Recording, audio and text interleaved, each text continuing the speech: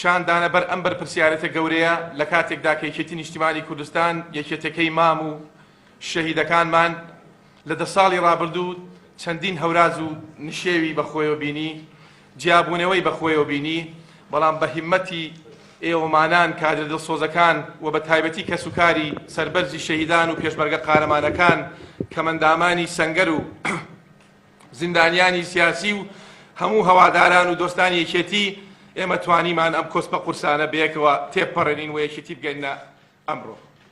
بەڵام ئەرکە قورسەکەی ئێمە لە دوای کۆنگرەوە لەمڕۆ دەست پێکا هەواڵان. یەکێتی نیشتیمانی کوردستان هەڵقڵاوی خەڵک بووە، خۆتان دەزانن لە ڕابردوو لە ناو خەڵکەوە هەڵقڵاوە.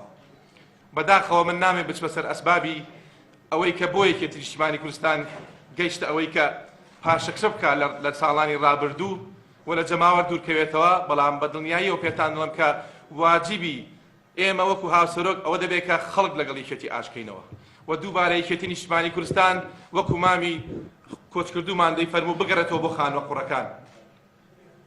من بەڵێنتان پێدەم دڵنیام هەواڵ بافڵیش بە هەمان شێوە ئێمە سەربازێکی ونی ئەم حیزبە دەبین بۆ لەمە دووە و شەو ڕۆژ دەخەینە سەریەک بۆی خوێنی شەیدەکانمان ئاسوودە بێ، بۆی دڵی کەسوکاری شەیدەکانمان ئاسوودە بێ، ماڵ بە ماڵ بکەین، دێ بە دێ بکەین، شار بە شار بکەین و کوچە و کۆڵانەکان بگەڕێن بۆ یەکێتی نیشتیمانی کوردستان بخێنەوە سەر ئەو سکەی کە لە پێناوی دامەزرا.